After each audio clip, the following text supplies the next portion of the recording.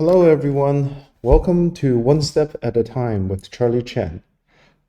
Today would be episode one, and I originally wanted to do this video about my mother, but I just don't feel like it.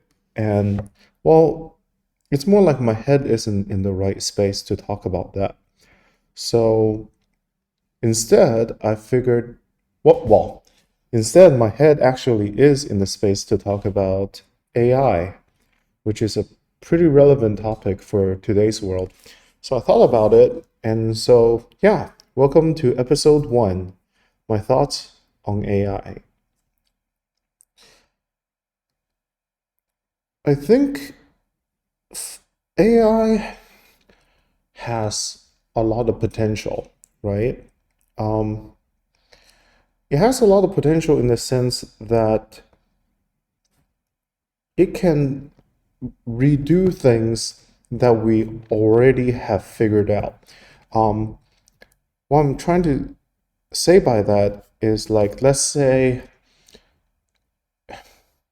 like, for instance, like if you ask AI for exam question answers, right? Well, since it's already existing, it will provide such answers. Or let's say you need to, it's as good as Google, if not better, at least on the surface. As in, like, let's say how to fix my computer, how to set up a certain setting, AI can scrub the internet and grab such information, and its ability to be conversational, I guess, or like where you can hold a conversation with it is really cool. But time and time again, as I use AI, I have come to realize that sometimes it just doesn't give me the right answer. But since you know something that I never hear ChatGPT or any other of the AI systems say, they never say, "Oh, I'm sorry, I don't know," right? And I think that is a very fundamental human thing, right? Like to be able to not know something and actually grow because you don't know, right? Now, of course, AI would if AI actually needs more information, it will search the web, and based on what it finds, it tries to fill the gap, right? But even if it scours the web, it sometimes it still doesn't come back with the right answer. I like to play video games. Even though I've been working a lot, I still try to squeeze time out to relax with video games. And when I look up different guides for, like, I will be driving to work and I will have a chat with AI about different builds, right? I'll talk about games like Zenless Zone Zero, or we'll talk about things like Ragnarok X. And time again, it would get some fundamentals wrong, such as what the character does, or like the, like saying Miyabi is a slash type, which is not wrong, but the more important thing is Miyabi uses ice, right? It doesn't talk about that. And then it mixes the elements of the other characters up. And I'm like, those are basic information. Why would you get it wrong, right? And I actually have to know beforehand, but then I say, hey, actually, blah is blah and blah is blah. Please look on the internet and update your information. And then it will go there. But then but that's the thing, right? That's because I have some experience in this particular subject matter, aka I'm a nerd that likes playing video games and I know game mechanics and such. And that I'm able to catch that it was wrong. But think about all the other things, right? Like if you ask AI for legal advice, which is risky, financial advice, life advice. Oh, and on the topic of life advice, it's like AI doesn't tell you that you're wrong. It tries to find reasons to validate your feelings, which, for a lack of a better word, for a lonely mind, for a more immature mind, it might find comfort in that. Not to say that feelings aren't real, but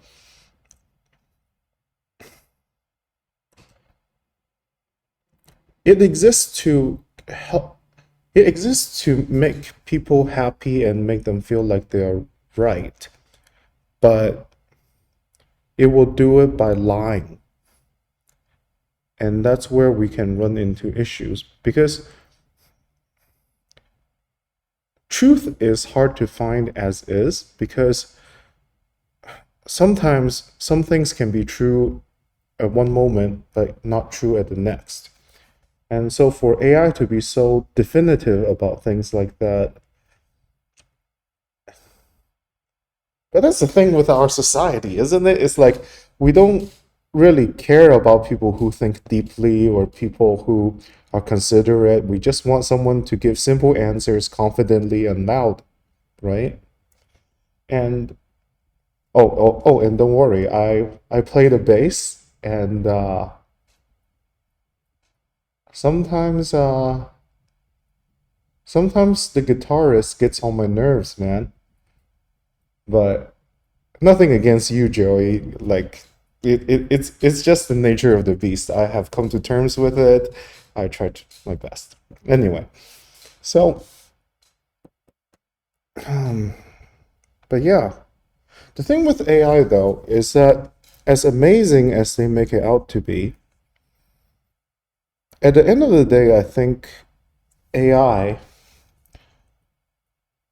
I think AI is really just an excuse for people to be assholes. Because think about it. Like for instance, I worked in IT, right? And then suddenly, now I didn't lose my job due to AI. I lost my job due to foreign policy. But if I but it is harder to find a job now because a lot of places have layoffs, and those tech companies touted that they have AI advancements. We don't need as much people, right? Well, the thing is, are you telling me that you got rid of all these tech people, and then you put AI in place, and then suddenly all the other people are just going to be magically more productive because they're using AI?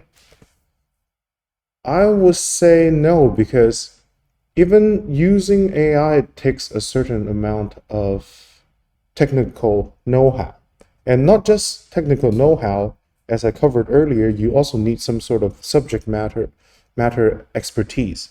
So if you don't have the technical know-how, you don't know how to properly get the kind of work or answer you want to get out of it. But also, if you don't have subject level expertise, you don't know when AI is bullshitting you. Like let's say if I ask AI to prepare a spreadsheet, right? Now, that's assuming that I know how to do the spreadsheet myself. If it is something that's really deep, let's say accounting related, I'm not trained to be an accountant. I just give it to AI and say, hey, finish this spreadsheet, right? Well, yeah, AI is not going to say, oh, I don't know how to do this. It's just going to give you a filled out spreadsheet. But is it correct? I don't know. Was there decimal rounding errors? Like maybe not errors, but like how, right? How does it handle numbers that don't divide evenly, right? So there are so many like minutia that just happens, and it digs into a deeper thing, in the sense that because one of this concept that I've been trying to work into a joke is called consent is a lie. Now, obviously, we live in a world and we would like to believe that consent is real. But the reason why I would say consent is a lie It's not that I don't think consent is valuable or I don't like consent as a concept. The problem with consent not being real is that for people to give consent, I think consent is really just yes or no, right? But then there's this thing called informed consent. It means that are you given enough information, right? But I will say it will have to be so much further, right? It's sort of like let's say somebody gives me a car, and then I say yes or no, right? Like, I mean, it's a car, right? Of course I would, like, why wouldn't I say no, right? Like, suppose the car have no issues, at least on the surface, it looks cool, it's fine, right? But that's the thing, right? That's not how life works, right? The car is either stolen, the car either has like car problems that it's gonna blow up on me while I'm driving, right? Like there's a reason why we don't trust like free stuff, right? Because, well, it's free for a reason, right? And while free things do exist,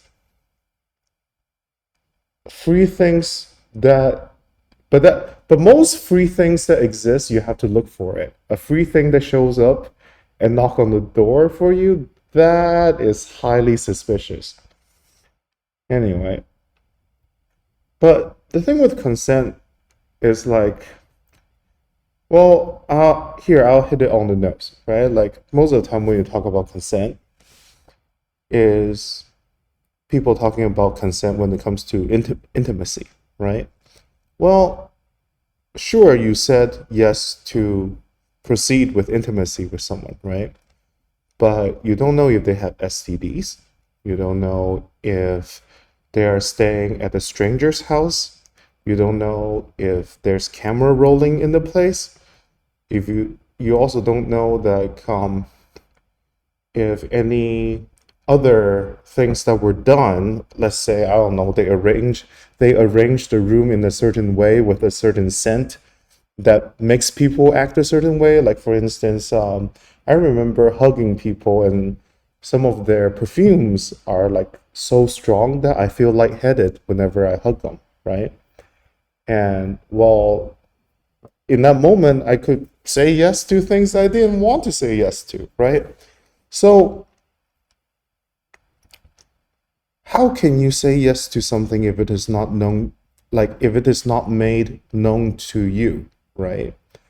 And and and you hear about this thing in, like, at least in America, you hear about it, right? Like sometimes you work in a team, and then maybe sometimes you might even have rivals, well, rival groups, right? And then sometimes you want to open a channel of communication, but your teammates are like, yeah, go ahead and give the game plan to the enemy team, right? Well, that's that's a thing because it digs at the fundamental thing where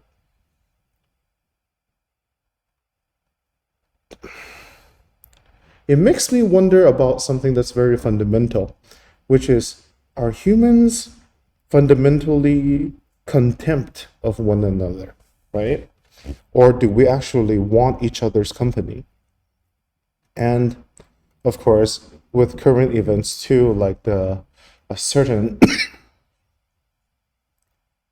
a certain file that does not exist, I think at the end of the day,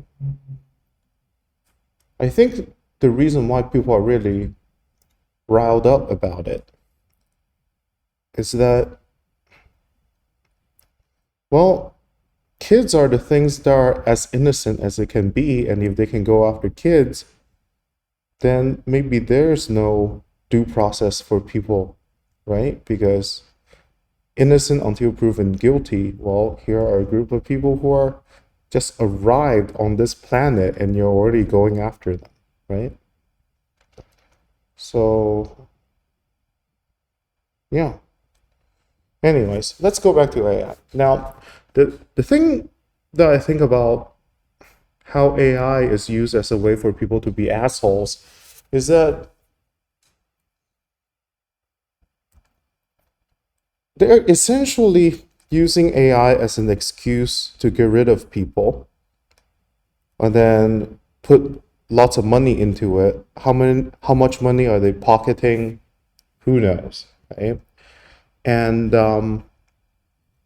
but meanwhile, a whole bunch of people are in desperate situations who have to survive, right? So they might go into a different career, like me, like working on real estate, or they might have to work for less pay, whatever they have to do to like get by, right? So you have all these money being funneled into AI, and suppose it succeeds, well, you know that the benefit isn't going to go to the regular people because the way we're going right now, if the promise of AI is to free people, I'm afraid that we are going to be made more efficient by AI before AI will free us. And efficiency has nothing to do with freedom now, does it? Anyway, so yeah, but then if putting all these resources into AI doesn't work, right? Well, that's the thing. All that money is gone. Well, all that money is gone, and then they have to bring back all the people. Are they going to say, "Oh, I made a business mistake. I need you back," right? They're going to be like, "Oh, well, I don't have money now. Are you willing to join me for less money or go pound sand?" Right? I can't afford you, right? So there's no place to return to, even if it's the wrong decision. All because of why? All because our reliance on others to survive. And that's the fundamental thing, right? Like I'm reluctant to go back to IT, not because I don't think IT is valuable and not because I don't think people cannot, like people won't find value in it and it's meaningless, right?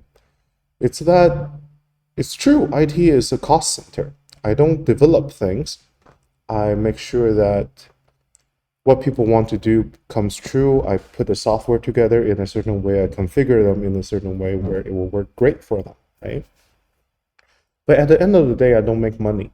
I make sure that things run smoothly and without errors. So it's very much like a lawyer and very much like a military personnel.